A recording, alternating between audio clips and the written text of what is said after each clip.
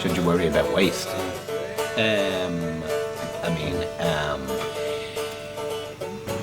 I just don't know whether. I don't know. I think that. Why did you? So, who are you? Who am I? Who am I? That's quite a good question. I think that's quite a deep one. Yeah.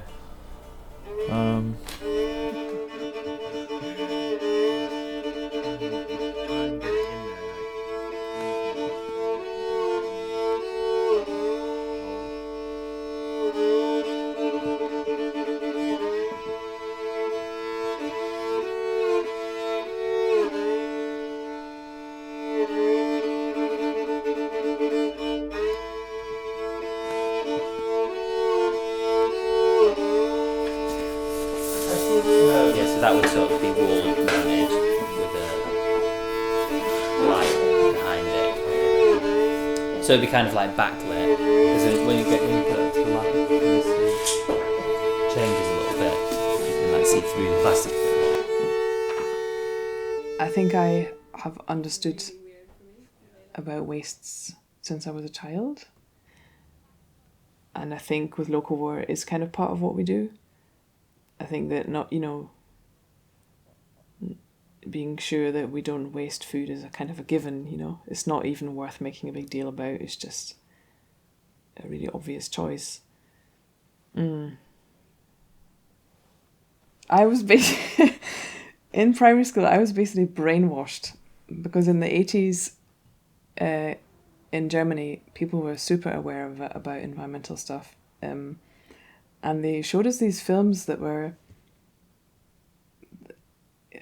had just dramatic music and these absolutely horror scenarios. And I think there was a family and the child was having to bring the waste out or something. The mother said to the child, "Can you take the waste out?" And the child didn't know where to go with it because there was waste everywhere.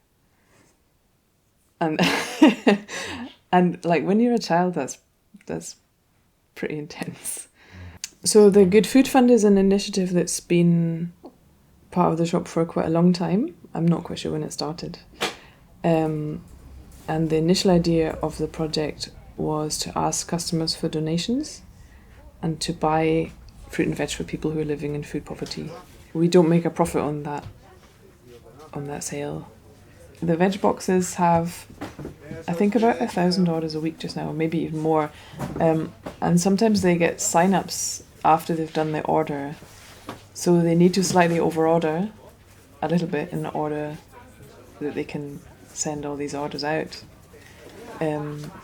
So they often have veg left over, and that's we send that to food banks and to community meals. And I think it's very easy for us to do because they pick it up, so we don't even have to do anything. Often food banks have access to pasta and tins and that kind of thing, but they can't really get any fruit and veg. So I think that, receiving our waste, bizarrely, makes a big difference to them. There are a lot of people in the city who are living in poverty that can't afford food.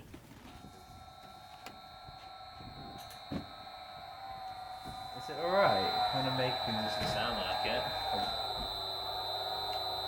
Oh, I might just turn it off for a minute. Sure. Started off just making like small tiles, and That one up I there. think yeah. I think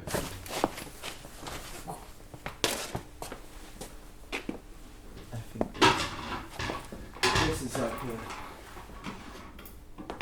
like this is a real early.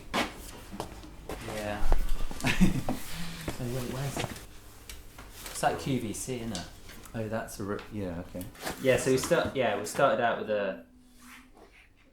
shredding it in the shredder, and then using a panini maker to make small sheets. This is like one of the first ones we made.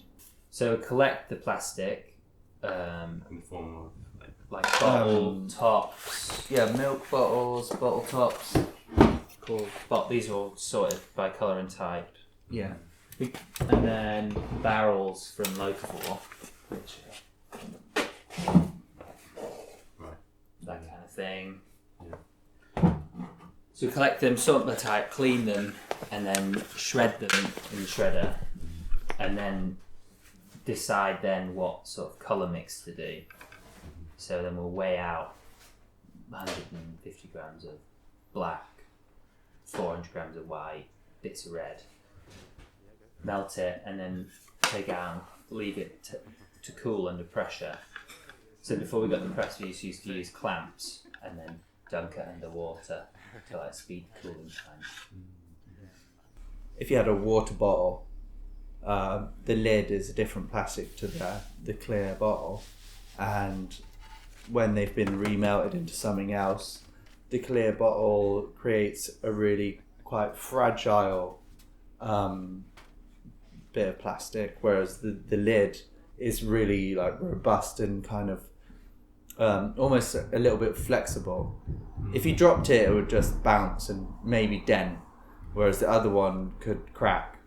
So we had to kind of, along with like reading online, like we decided on what kind of plastics to use. There's lots of people like us around the world trying to make different things out of plastic. It's a really nice community. Everyone tries to help each other out. If people learn something, they'll share it.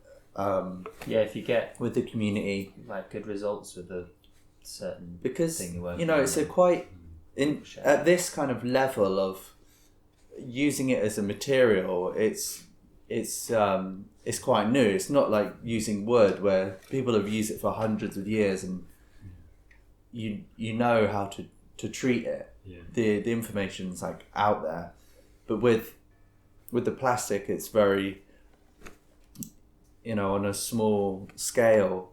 It's tricky to find out how to use it. No one's an expert, but everyone is learn like us, kind of just learning as they do. Yeah, okay. So this is a stool. So it's got we've laid the legs, and then we've got this little tool that you can see here. Threads this side, and then puts a thread on the inside as well. So you can see if this works. Probably won't be able to get in. There you go. Yeah. All right. This is funny, isn't it? No, it's there you go. You could just replace one leg instead of having to buy a whole new stool. Or... Is that quite important to your kind of... Yeah, we basically Yeah. we don't want to make something that is then unrecyclable. Yeah. So if a lot of things you could... So we've been trying to figure out how to join the plastic to other materials so we can make furniture, but in a way that makes things that when it dies or when you want to get rid of it, it can be disassembled into its component parts and recycled. It could Whereas be if you recycled or repaired, like Yeah. quite easily, basically. Where does that come from in you, deep down, that kind of like... I think it from I guess a frustration with how you see things that are made to break, basically. yeah, and That like is, it's like consumer culture, isn't it? We don't really want to make things that last just like a year or 6 months that are more sort of trend based. Mm-hmm. You put this all down. Yes.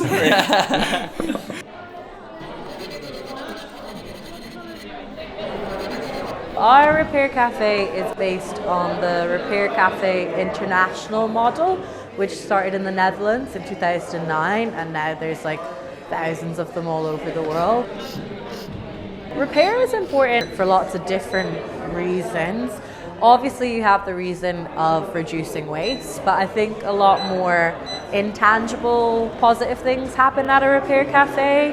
The sharing of skills is really important. People just having conversations that they wouldn't necessarily have outside the repair cafe about how to fix very particular things. It builds community in a really like nice and natural and organic way. I think for me, I had actually not really been involved in like environmental activism before I started this project. My work had been mostly around human rights. And this kind of came up, and I didn't actually know that much about repair cafes before I came on board, but it really hit like the mark on lots of things I'm interested in. I think the larger right to repair movement, which is all about changing legislation and lobbying manufacturers to make our products more durable and to last longer. And then when I dug deeper into all the work that was happening all over the world, there was stuff in America happening, there was an organization called the Restart Project down in London, and all these people who are really, really passionate about repair and passionate about the environment and keeping these things around for longer.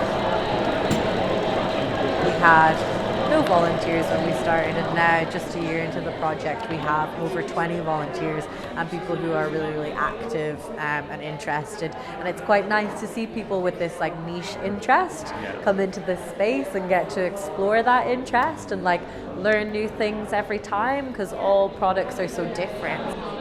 You prepare to be not prepared at a repair cafe, and I think that is a really good mindset to have, and that keeps you like steady.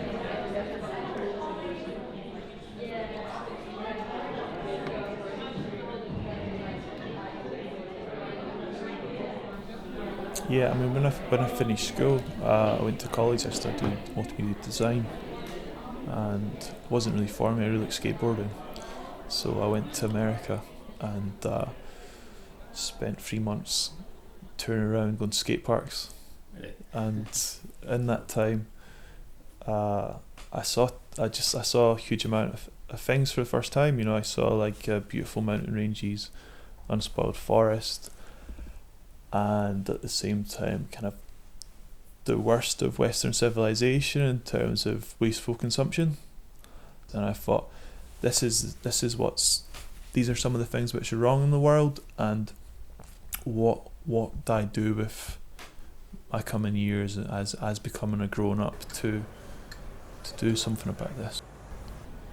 Yeah, it's kind of tricky.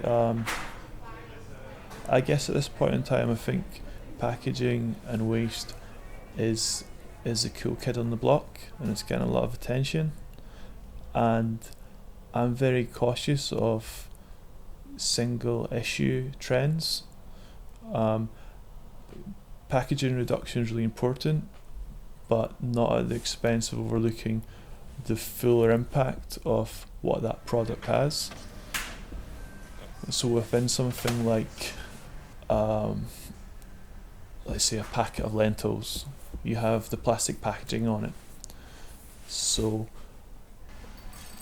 the sort of risk is that we say, okay, if we take the packaging off, we don't need to change anything else. That product's fine, that's it solved, because all that we're interested in right now is packaging. And you really need to look at the whole system and the whole supply chain that's been through. I think to an extent plastic's been demonised at the moment, where it's actually a really useful material which can be used to preserve things for long periods of time with a fairly low embodied energy, and if treated right at the end of that life cycle, it can have quite a low impact as well. And that's something that, you know, I probably shouldn't, that a lot of people wouldn't expect me to say, but, you know, I think there's a place for plastic. Is a paper bag better than a plastic bag? You know, there's lots of life cycle analysis on this, and it's kind of flip a coin on some of it. You know, it depends what's important to you. So paper bags take a lot more energy to transport around. You get a lot less paper bags on a pallet than you do plastic bags. So it depends what happens at the end. You know, we don't want plastic to end up in the ocean. We're saying plastic free, dead easy. Vegan, vegetarian, really easy. Organic, even, you know, fairly easy. So as like fairly simple creatures that we are, unless you're really geeky about something, you don't get to know all about it. And, you know, if it's not your peak interest, in simple clear messages like that, which are easy to follow, are what you're able to take in. I guess when you see, you know, you see bottles like on the street or whatever just thrown away, and it's quite funny now that we can like walk down the street and like if we see like a yellow bottle top, we're like, oh, shit, that's, you know, that's valuable because Premium. That's a premium. That's a hard colour to come by. That's high grade. You know, you don't walk past that. It's funny, but that's definitely, we're interested in that, trying to show other people that something that is generally seen as or ugly or something that should be thrown away can be turned into something that looks beautiful, I guess. Yeah, and interesting, and can be robust and used in so many different ways. Plastic is amazing, but it's also, and that's why it's a problem. Well, it's just misused, isn't it? Like, how humans, or what we've ended up using it for. Or like, mismanaged maybe, or like the way the way it's handled. There's not like it was the reason it was invented is good as well. It was invented to replace ivory. Really? Yeah, so, you know, that's something you can get behind. Saving the elephants. It's quite a human thing to do, isn't it? Yeah. You know, find something great and just run wild without thinking about the knock-on effects. Yeah. But I guess maybe that's well, what we're doing in some ways is we're trying to turn something that's waste into something that's going to have another life. You know, a realisation or concern for status. I think there's such great danger of becoming burnt out when you work in the environmental sector, because it's so overwhelming and it's so hard, and so you feel like you're just banging your head against the brick wall so often. Working in locavore, you're kind of preaching to the converted already. I really like things to be efficient, and when you've got waste, things are not efficient.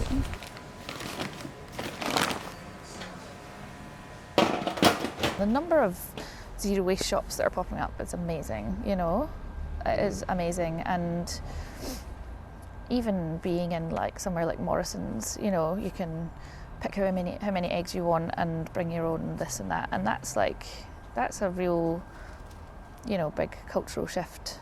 We kind of looked into different types of plastic alternatives, trying to look at the story of what it was made of and how it was made, and tried to kind of extrapolate what kind of emissions would maybe be associated with that. The winner came out on top was the bio bags, which are made of thistle.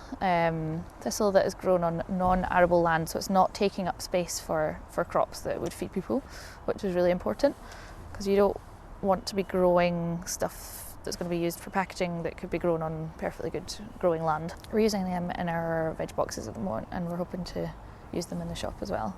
They fit into the kind of infrastructure of the plastic factories, so they quite easily can replace. And that was really important to us, that it was made of natural materials, because there can be a bit of confusion.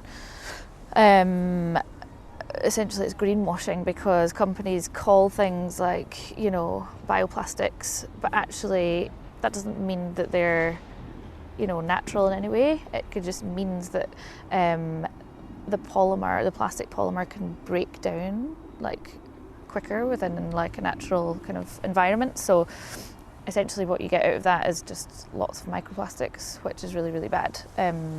So we wanted something that could break down completely naturally. They're 100% compostable and made of all natural materials.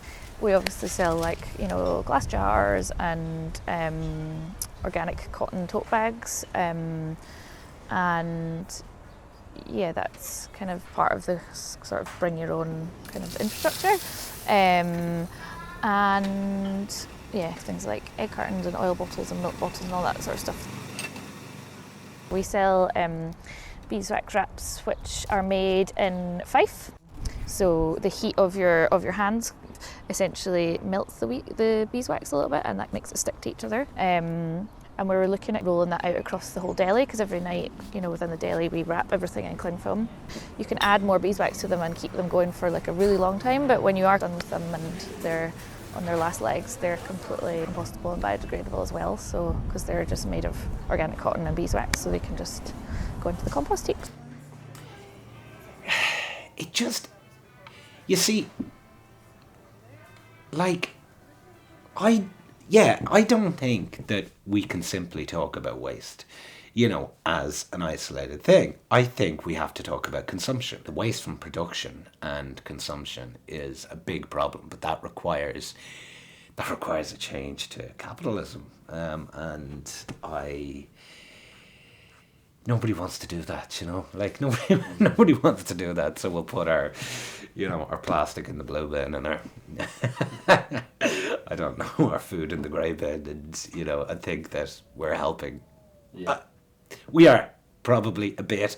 There's no, at the same time, there's no reason to just not do it. Of course you do what you can, but yeah, the structures of society need to change rather than everything's too individualistic.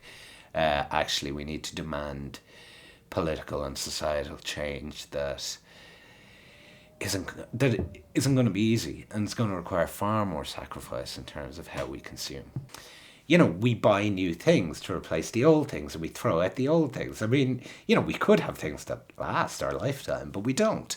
We have clothes that fall apart within a year, or we have technology that we keep on replacing. And that's by design. That is how it works. So, it's just, I don't know what your question there was. but waste is an essential part of capitalism, of how capitalism sustains itself, because we keep on, the more we waste, the more we buy. And that's, it's a very basic thing. We call it the splurge. We save all this, and we reshred it, and that's actually how this stool here is made. Right. Okay. It's made out of all, I guess, recycled, double recycled. Yeah. Do you think it's like foreseeable that, you know, stuff like you're doing will ever become like kind of mainstream? Or? I think, I mean, I think that's the only. I would say that's going to happen. It feels good to be part of that. Like people trying to figure out a way of like using this material that's become a problem. Even just collecting our plastic from local, we can't get through the amount that's produced just by people dropping off stuff there and the stuff that's sold in the shop. Like with two of us and our machines, we struggle to process that amount. Because there are quite a lot of like quite exciting new kinds of packaging coming along, like Or like vegware and that kind of bedware, stuff. you know. And I was reading something. Stuff made from mycelium. Yeah, exactly. Mushrooms, Yeah, and potato skins, reformed potato skins. And Yeah. scobies from like. Oh, cool. You know, There's all these other options out there, Yeah. but because plastic is so cheap, that's the one that companies that are driven by profit will use. Because I guess that's it's a what byproduct of refining oil, so it's like, as long as we're using oil, there'll be plastic. There'll always it's be sad when you there'll always start be thinking about it material on that level, you know. for us to use. If we can just do small, you know, change a few people that we meet and chat to, you know, and you just kind of switch their perspective on it. Over time, they'll talk to other people, and it'll be good. But you know, there's a lot of people out there. we can't change it. You know, everyone's ideas. Yeah. But from my point of view, the way in to a bigger subject is social justice, because you really can't have sustainability if not everybody can afford it. Food's just become such a throwaway product, you know. It's like so cheap to buy the most exotic things. If you have production chains that don't have as much exploitation in each step, then you can't make things as cheap as Lidl. And that's nobody's fault, but it's still exclusive for people with certain income. So I think that's, for me, that's like the thing that's where there is a little bit of dilemma. That you're offering something that's amazing, but you can't really offer it to many people. Well, you can't offer it to everybody. And there's no easy answer to it either. Yeah. There's a German philosopher, I think it's Adorno, I'm not sure, you can look up, and he said, es gibt kein richtiges Leben im Falschen, and that translates as, there's no right life in the wrong. So there's no right life in the wrong society. And I quite like remembering it's quite easy to, as you were just saying, it's quite easy to get bogged down with these things, but you need to remember that you can't, it's too much to ask to be 100% perfect in the wrong world, you know? So I guess it's really good to try and change things and to try and live as good a life as you can, but at the end of the day, there's so much of it is beyond our control. So I think it's important to look after yourself and to just make sure that you don't get too, to make sure that you don't resign, I think is the thing, yeah? So that you don't think there's nothing that can be done, so you're not going to even try. So, yeah, going back to, should we be worried about waste? Yeah, but we should really be worried about social injustice. Like, to ask individuals to worry about waste when they're living in poverty, you know, maybe slum housing, maybe, you know, like precarious work, you know, barely scraping by. These things are not unconnected. It matters as in, you know, we are seeing environmental change, and that's going to be a disaster. I suppose like there's a few things. Like, first of all, is it too late? It seems very, very hard right now to not think that the human race is on its way out. But I mean,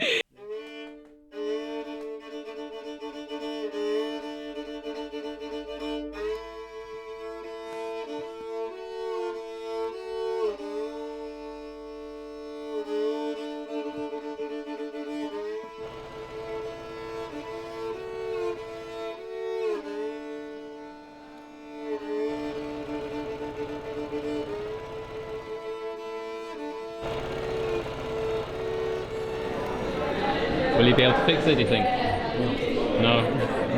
Not this time. Just my English is. That's okay. Not here, okay. That's cool. What's the biggest thing you fixed? Big thing is a grass machine. Oh, really? Mower, yeah. What's the smallest thing? Small thing. Yeah. Airboat. What was wrong with them then? How did you fix them? Sometimes it's broken. Sometimes just use glue, or sometimes Yeah. we just solder a wire. Yeah. How did you get good at fixing things? How did you learn? Yeah, I got some courses in Libya. Uh-huh. Yeah, and now it's okay. What's your favourite kind of thing to fix? Irons. Hey? Yeah. Iron. That's very reasonable. Heat it up. Yeah, thank you. Sorry. It's alright? Mixers. Yeah. Why do you think it's important, this project? Because people throw away everything. Yeah. Sometimes it's working and they throw it away. Yeah. Because it's old or they didn't like. It's not good for the future. Yeah. Good luck with this. Thank you. Thank you. Yeah.